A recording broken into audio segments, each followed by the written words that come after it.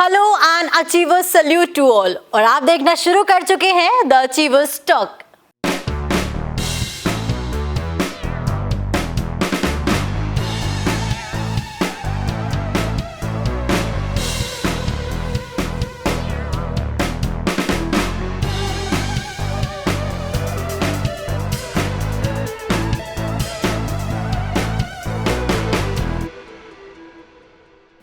The achievers talk, जहां हम बात करते हैं रिनाउंड पर्सनालिटीज से, जानते हैं उनकी लाइफ के बारे में, उनके सक्सेस मंत्रा के बारे में, लाइफ में जो उन्होंने डिफिकल्टीज फेस करी होती हैं उनके बारे में, उन डिफिकल्टीज को उन्होंने कैसे टैकल किया है उसके बारे में, और जानते हैं उनसे कि उस मुकाम पर जिस पर वो आज हैं उसको पाने के लिए उन्होंने क्या क्या मेहनत की है। क्योंकि हम सब जानते हैं कि फर्श से अर्श तक आने में एक दिन का समय नहीं लगता, उसमें दिनों की मेहनत लगती है और रातों की नींद लगती है।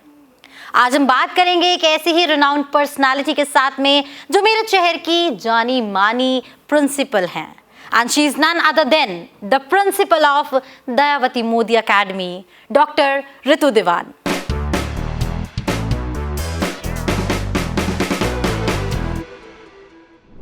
She is the lady behind the success of Dayavati Modi Academy, one of the leading branches of school. She is the one who is tackling and handling everything with great enthusiasm and ease, that everything that she does is excellent and amazing.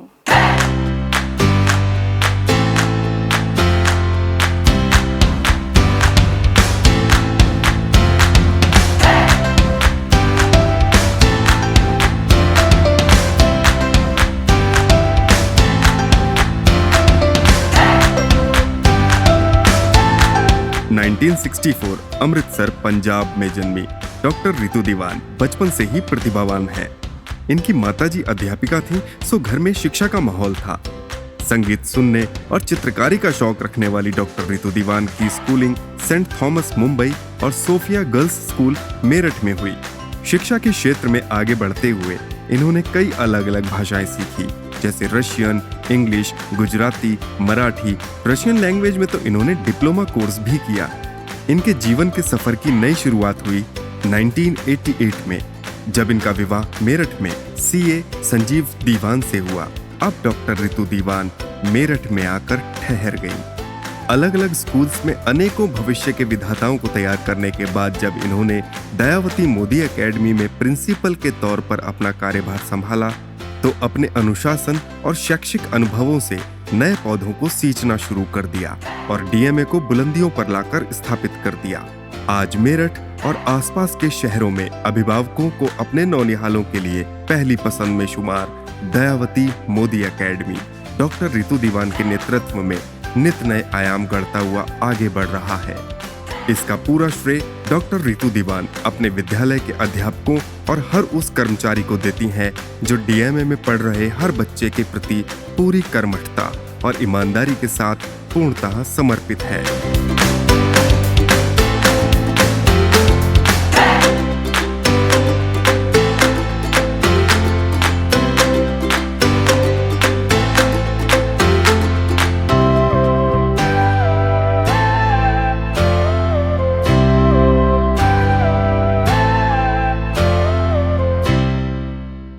Welcome, ma'am.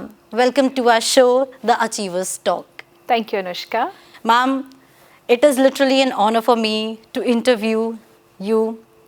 आपके बारे में बहुत सुना है, हमेशा आपको देखा था इंटरव्यूज़ देते हुए, बट कभी मैंने नहीं सोचा था कि मैं आपका इंटरव्यू लूँगी. And it is literally lovely having you here. So kind of you. And I must say that you look so beautiful, so pretty, that you are mesmerizing. You have mesmerizing personality. Thank you so much for coming here.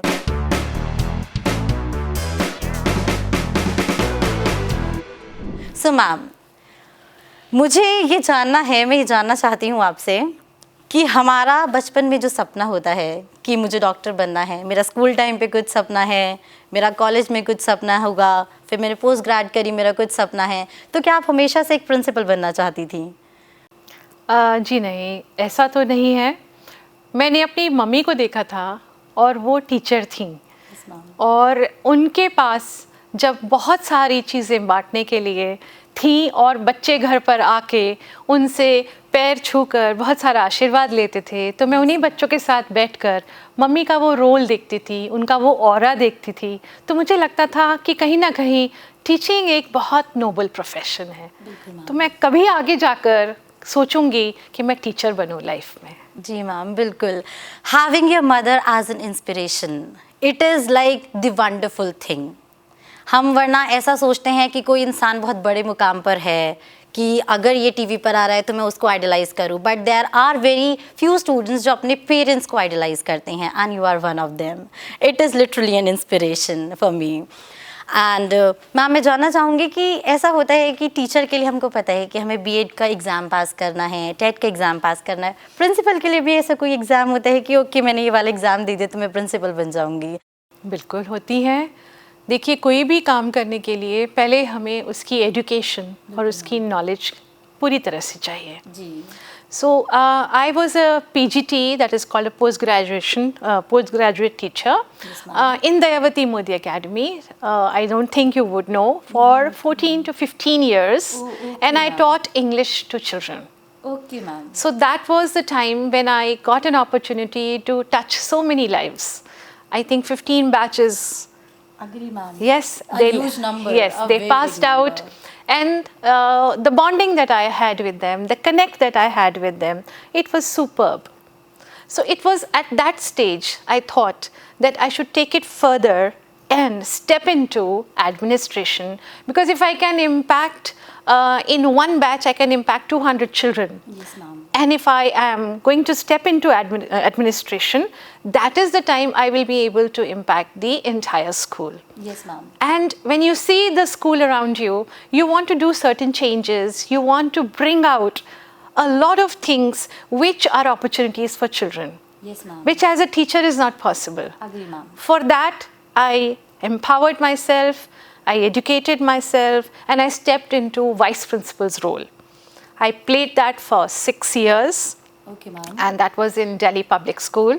Okay. And I groomed that school from the strength of 300 to the strength of 2000 when the school stepped into a brand new building. That was a huge number. Yes. I can see. And I think I honed all my skills of administration there. Yes, ma'am. And once I was ready, my own school, Dayavati Modi Academy, invited me back to head it. That is literally an amazing journey that you had in your life. I must say कि आपने इतने सारे बच्चों को inspire किया है और अभी भी आप उनको इंस्पायर कर रही हैं, उनको जीवन का एक जो सही मार्ग होता है वो दिखा रही हैं. And literally ma'am, I must say that you are an amazing personality. Okay ma'am, तो मैं आपसे एक चीज़ जानना चाहूँगी. जैसे आपने बताया कि आपने अपनी जर्नी को धीरे धीरे करके उसको कवर अप किया है. हमारे पास में एक क्वेश्चन आता है कि हम मेरठ में रह रहे हैं, जो बहुत बड़ा शहर है, नो डाउट इतने बड़े बड़े स्कूल्स हैं यहाँ पर. तो that is what is that x factor that Dayawati Modi academy has, कि पेरेंट्स को ये लगे कि हाँ, ये वाले स्कूल छोड़ के हमें दयावती में जाना है. What is that x factor about Dayawati? Definitely ये एक्स फैक्टर था जो मैं वहाँ वापस गई. 15 साल पढ़ाने के बाद मैंने दिल्ली पब्लिक स्कूल, जो एक ब्रांड है, उसको भी वापस से छोड़कर अपने एक सेकंड होम जिसे मैं मानती हूँ, दयावती मोदी एकेडमी में एज अ हेड वहाँ पर स्टेप इन किया. इम्पॉर्टेंट चीज़ ये है कि आप लाइफ को कैसे देखते हैं. तो मेरे लिए जब सेकंड होम है, तो मैं हर बच्चे को अपना बच्चा मानते हुए मैं उसके लिए वो सब करना चाहती थी जो एक पेरेंट करना चाहता है. सो जब रीस्ट्रक्चरिंग हुई, रीफर्बिशिंग हुई, रीऑर्गेनाइजेशन हुई दयावती मोदी एकेडमी की, तो हमने उस एक स्कूल से 3 अलग अलग कैंपसेस उनको रीफर्बिश किया. इस तरह से किया कि किंडरगार्टन के लिए वो सब फैसिलिटीज़ और वो सब प्रोग्राम्स रन हों जो एक 3 साल का बच्चा जो अपनी मदर की उंगली पकड़ कर आता है और वहाँ एंटर होता है, तो उसको एक घर चाहिए. बिल्कुल. और उसके लिए वो ग्रूमिंग चाहिए जो इंटरनेशनल हो. तो हमने एक इंटरनेशनल प्री स्कूल सेटअप किया जिसका नाम है मेपल बेयर प्री स्कूल. उसके बाद हमने प्राइमरी स्कूल को सेटअप किया जिसमें सारी एज अप्रोप्रिएट फैसिलिटीज़ हैं और बहुत ग्रीन कैंपस है और कोई ऐसी फैसिलिटी नहीं है जो वहाँ पर छोटे बच्चों के लिए ना हो. All activities including STEM lab, including robotics, coding, thinking lab, outdoor herbal gardens and many more activities that are conducted. और उसको holistic education तो अभी NEP में आया है. Yes, ma'am. हम पिछले 15 साल से उस holistic education को और playway method में experiential learning से सिखा रहे हैं. वाह मैम. उसके बाद हम सीनियर स्कूल में अगर आते हैं, यस मैम, तो सीनियर कैंपस में the most amazing thing is the experience of children. The happiness index of my school, if you measure and compare it with the other schools, I think you will find it the highest. agree ma'am. Why? Because I have 25 optional subjects at the level of 11th and 12th. You can mix history and chemistry along with any language, and you can study happily, and you'll get lot of internships, lot of field trips, lot of things that the children get as opportunities. तो ये mix है opportunities का और facilities का और एक बहुत happy environment का. So ultimately, yes, DMA has an X factor. Okay, ma'am, I just would like to know about the vision of DMA. That what is the vision of Dayavati Modi Academy? बहुत simple vision है, पर उस vision को reality में translate करने के लिए बहुत एफर्ट है. Agree, ma'am. सिंपल विजन ये है कि the child has to be very very value based. The integrity, the honesty, the respect that one has for elders, the kind of empathy and the compassion that children should have for the society, that is inculcated. And at the same time, technology can be integrated into it, because technology is the future. Agree. So while shifting from, let's say, blackboard and chalk, we are shifted to green boards, and now we are all over, we have smart boards.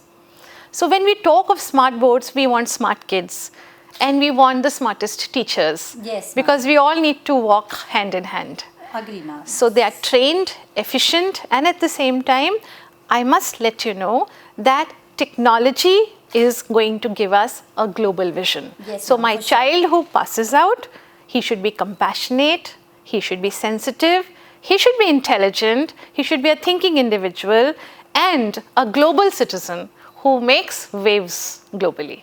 Very nice ma'am, it is amazing, literally amazing. मुझे कभी भी DMA के बारे में इतना नहीं पता था. मैंने नाम बहुत सुना था बचपन से उसका, बट बहुत अच्छा लगा कि आपने मुझे सब कुछ इतना डिटेल में एक्सप्लेन करा. एंड आई गेस जितने भी हमारे पेरेंट्स होंगे, even they got the answer that why DMA is the best. Ma'am, I just want to know your experience of heading and leading DMA. You have been heading and leading it since so many years. जैसे आपने मुझे बताया कि पहले teacher की तरह, फिर उसके बाद में आप प्रिंसिपल की तरह, एंड आपने अभी मुझे बताया कि DMA एक स्कूल नहीं है, मतलब एक बिल्डिंग तक सीमित नहीं है. We have 3 or 4 different schools, right? तो कैसे आप मैनेज करती हैं सब चीज़ों को? Well, heading is just a terminology. हाँ.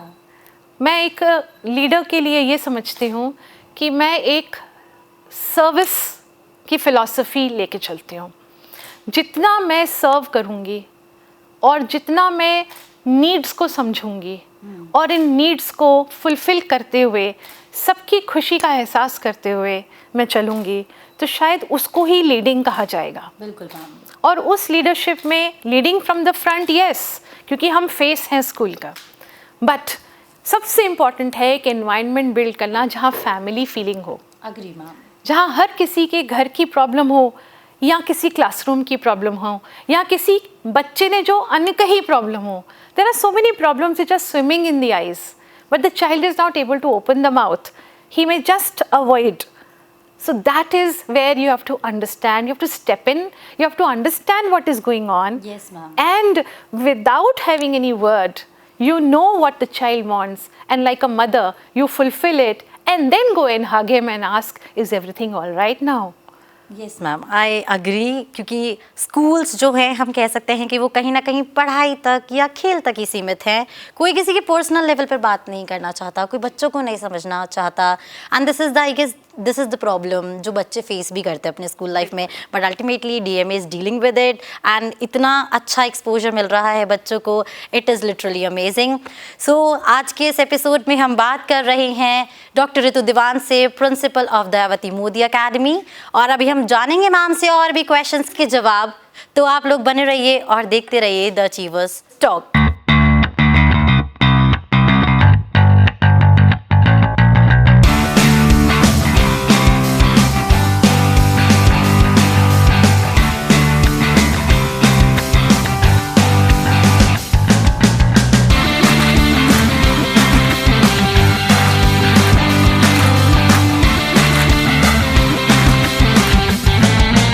स्वागत है आप सभी का एक बार फिर से हमारे शो द अचीवर्स टॉक में, जहां हम बात करते हैं अचीवर्स से, जानते हैं उनके सक्सेस मंत्रास के बारे में, उनकी लाइफ जर्नीज के बारे में।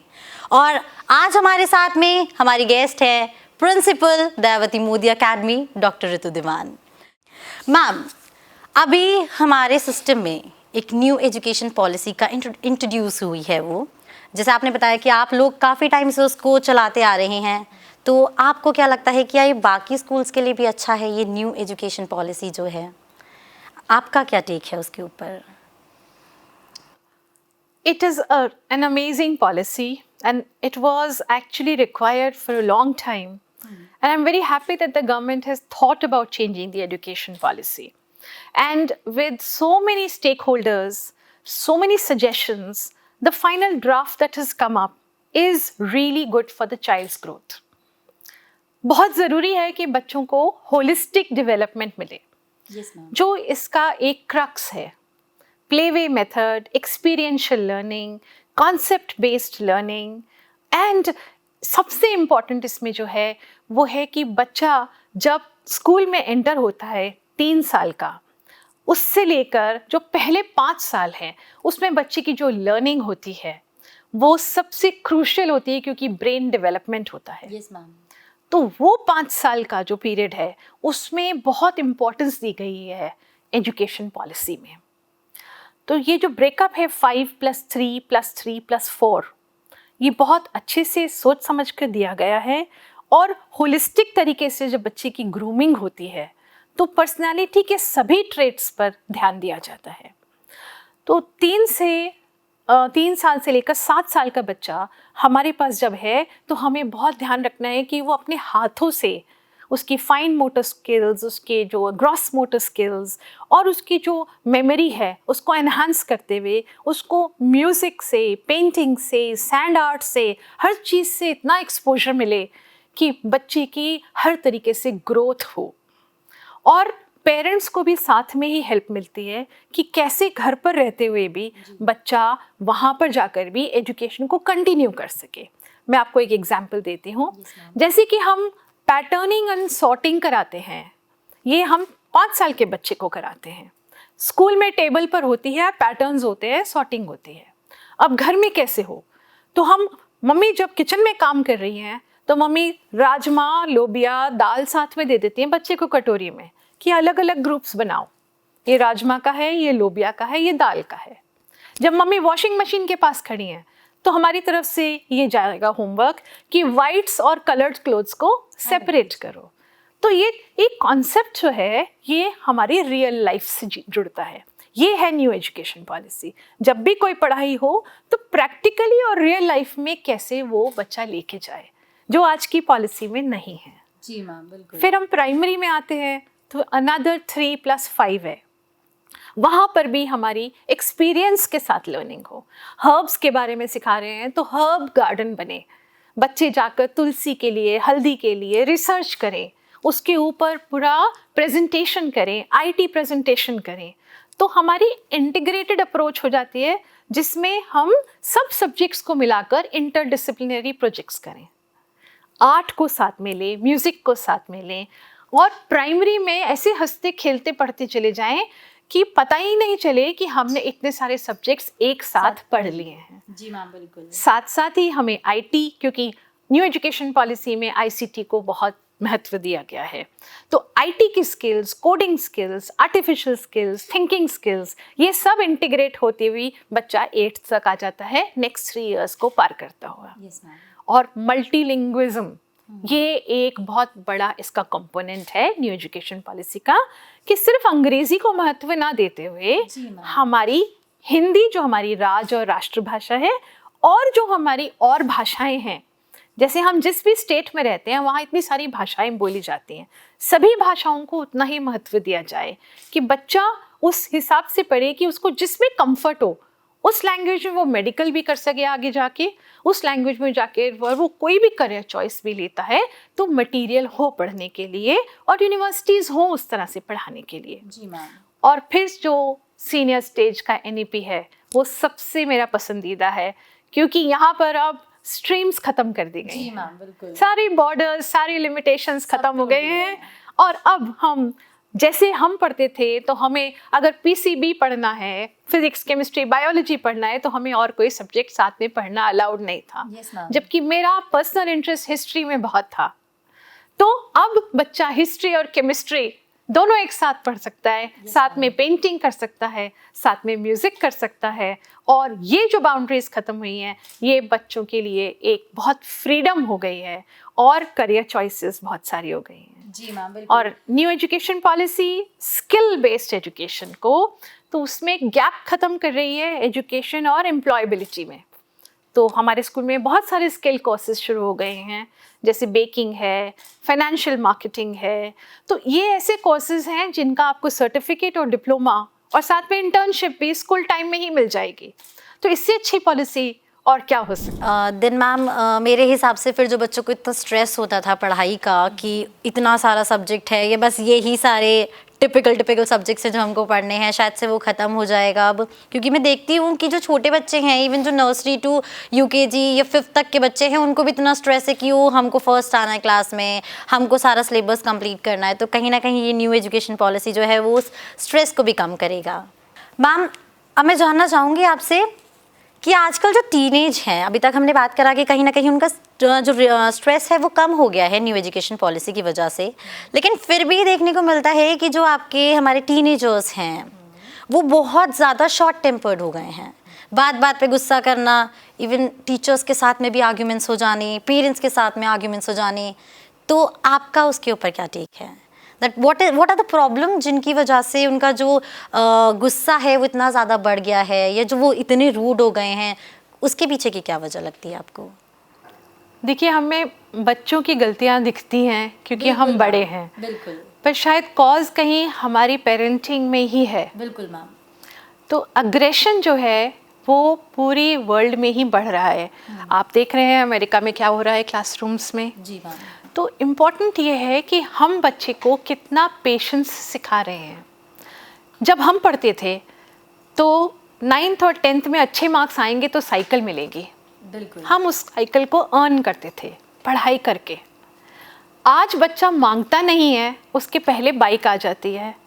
अभी वो उतना बड़ा नहीं होता है, उसके हाथ में एक स्मार्टफोन आ जाता है, और आगे और चीज़ें, क्योंकि हम अपनी पेरेंटिंग को कॉम्पनसेट करते हैं गिफ्ट्स दे देकर, क्योंकि हमारा प्यार आपके प्यार से ज़्यादा अच्छा है और हम जो है ये ज़्यादा। तो बच्चे में वो पेशेंस, जो वेट टाइम था, ख़त्म होता जा रहा है। मांगने से पहले चीज़ें चाहिए, तो अब उसको अटेंशन भी उसी तरह चाहिए।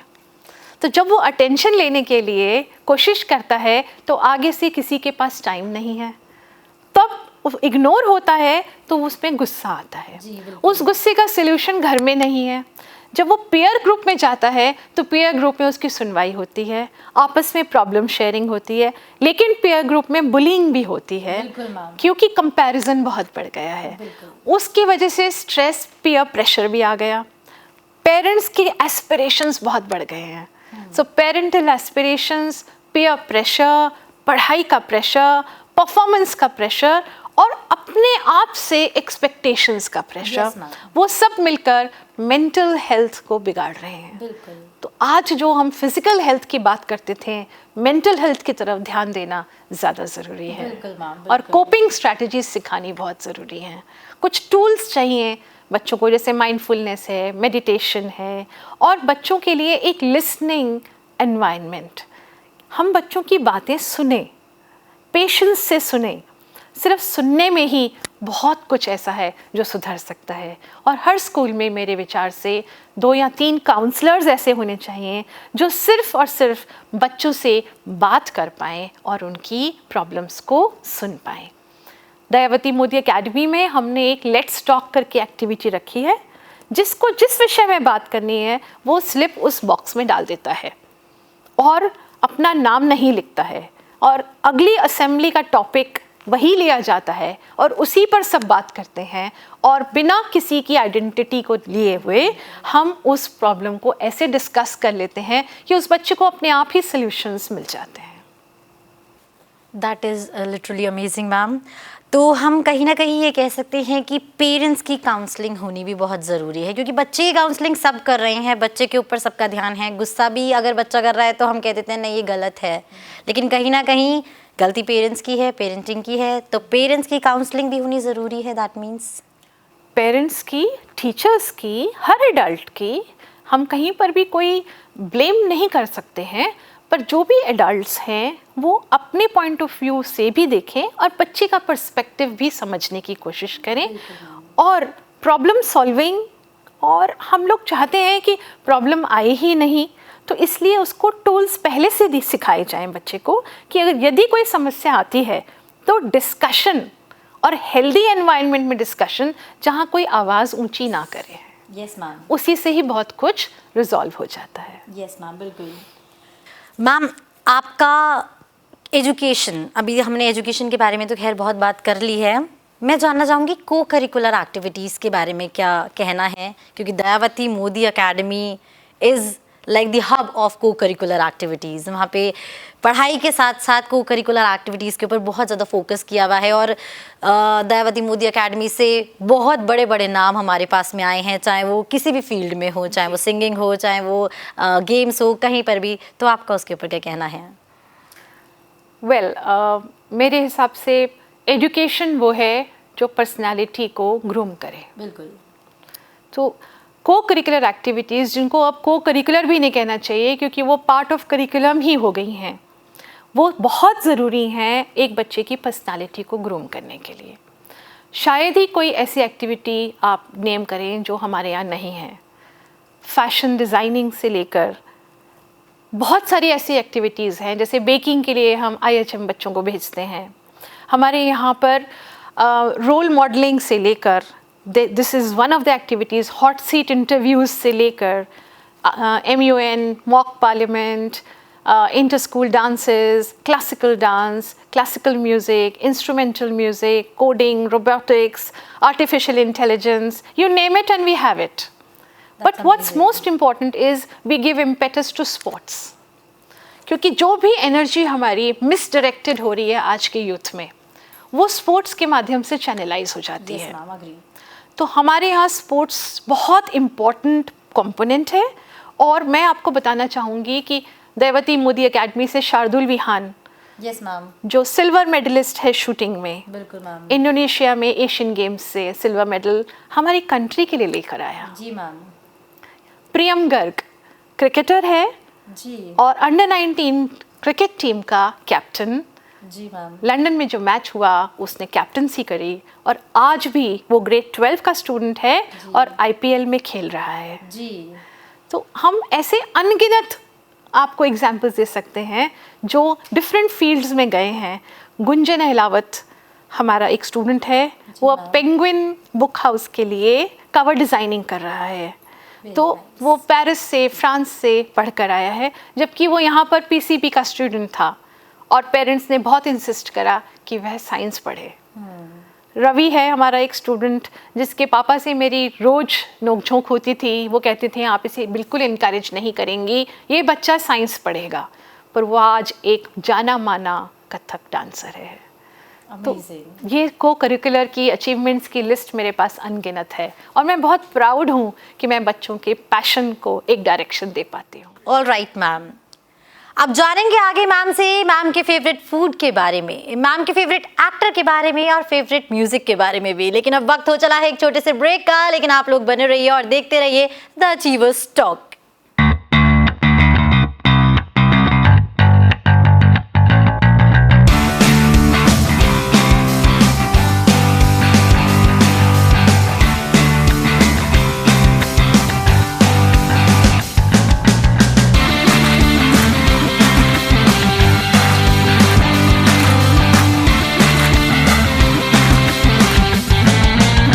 स्वागत है आप सभी का एक बार फिर से द अचीवर्स शो में, और मैं हूं आपके साथ अनुष्का त्यागी। आज हमारे साथ में है एक खास मेहमान doctor Ritu Diwan, principal of Dayawati Modi Academy. आज हमने मैम के साथ में बहुत सारी चीज़ें डिस्कस करी, अपने सारे क्वेश्चंस के जवाब हमको मिल चुके हैं। तो अब मैं आपसे मैम थोड़े से क्वेश्चन जानना चाहूँगी कि एक ये जो बंक करने का कल्चर है स्कूल में, क्लासेस बंक करने का, कि बच्चे को मन नहीं करता पढ़ाई करने का, तो वो जाके ग्राउंड में बैठ जाते हैं। तो क्या आपने भी कभी अपनी क्लासेस को बंक किया है? वेल, स्कूल में तो कभी ऐसा हिम्मत ही नहीं होती थी। हाँ जी। और कॉलेज में ज़रूर एक आध बार हम लोगों ने क्लासेस मिस करके मूवी देखने गए हैं। Okay, this is the exclusive news for everyone actually that yes, ma'am has also bunked her classes. Okay, ma'am. तो शायद से अब जो बच्चों को आप पकड़ने के लिए जाते थे स्कूल में, जो बंक पर होते थे, तो शायद से कहीं ना कहीं अब वो बच्चों को पता चल गया है कि हमारी प्रिंसिपल मैम ने भी अपनी क्लासेस को बंक किया हुआ है। तो क्या ये इंकरेजमेंट मिलेगा बच्चों को इससे?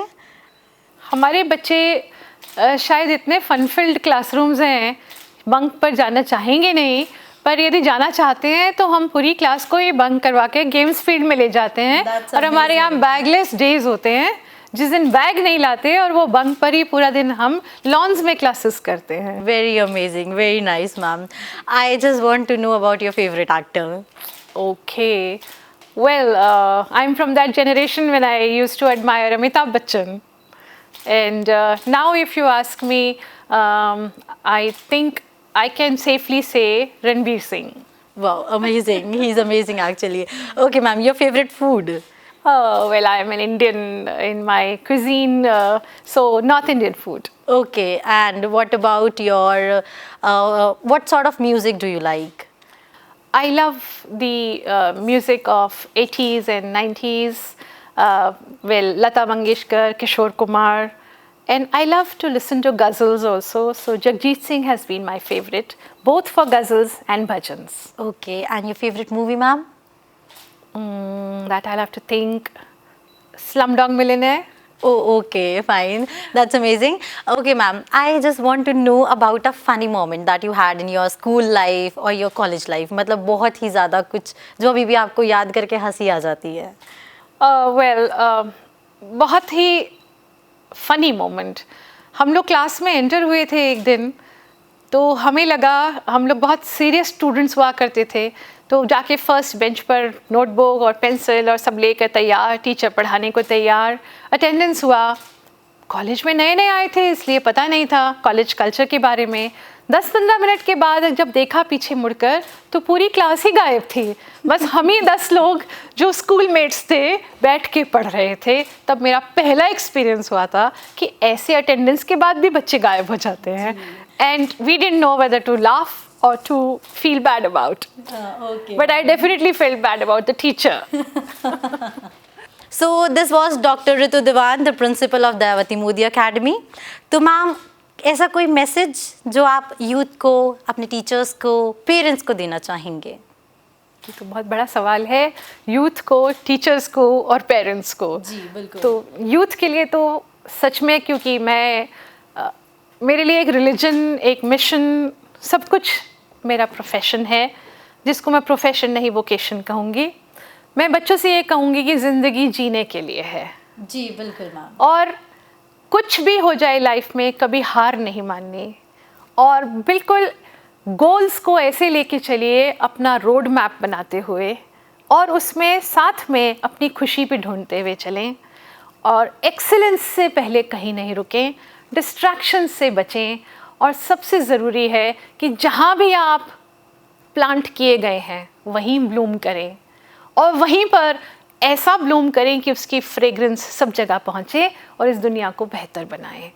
उसके लिए चाहे हार्डवर्क एक मंत्र हो और साथ में कमिटमेंट, सिंसियरिटी और रिलेशनशिप्स को बहुत ध्यान रखें, क्योंकि ज़िंदगी में रिलेशनशिप्स बहुत ज़रूरी हैं।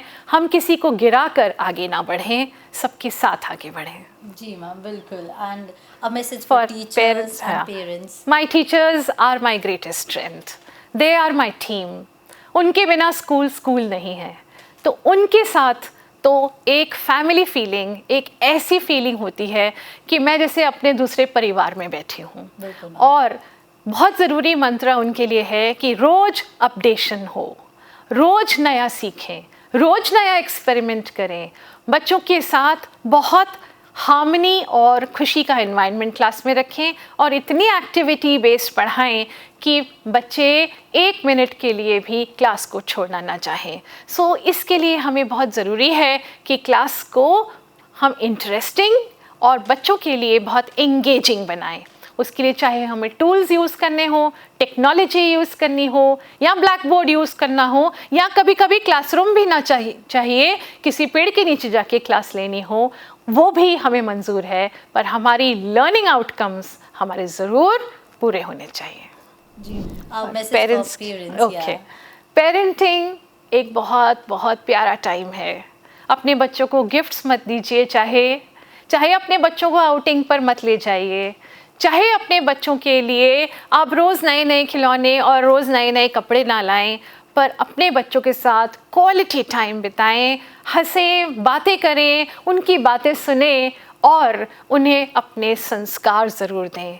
कि टेक्नोलॉजी अपनी जगह है, इंडियन संस्कार जो हैं वो एक डिसर्नमेंट देते हैं कि मुझे ज़िंदगी में आगे जाके फ़ैसला क्या लेना है, क्या सही है, क्या गलत है, वो सिर्फ़ और सिर्फ आप सिखा सकते हैं। क्योंकि माँ बाप से ज़्यादा, पेरेंट्स से ज़्यादा ना बच्चे को कोई समझ पाएगा और ना ही इतना प्यार कर पाएगा। तो इतना प्रेशियस टाइम है, पूरा का पूरा प्यार आज ही दे दीजिए ना। It was literally lovely having you here. और आज के हमारे इस एपिसोड द अचीवर्स टॉक के इस एपिसोड में हमारे साथ हैं doctor Ritu Diwan, principal of Dayawati Modi Academy. बहुत अच्छा लगा मैम आज आपके साथ में इतने सारे क्वेश्चंस को डिस्कस करके, आपकी राय जानकर बहुत अच्छा लगा। तो हम फिर से मिलेंगे एक और ऐसे ही रिनाउंड पर्सनालिटी के साथ में।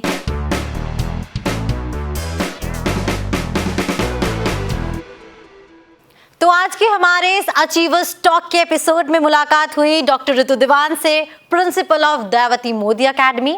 हम आने वाले एपिसोड्स में भी आपको मिलवाते रहेंगे और आपकी बातचीत करवाते रहेंगे ऐसे ही अचीवर्स के साथ में, और आपके साथ में शेयर करेंगे उनके सक्सेस मंत्रास और सक्सेस स्टोरीज को। तो ऐसे अचीवर्स को हमारा अचीवर्स सल्यूट। आपसे फिर मुलाकात होगी एक और नए अचीवर के साथ में हमारे शो में, जिसका नाम है द अचीवर्स टॉक।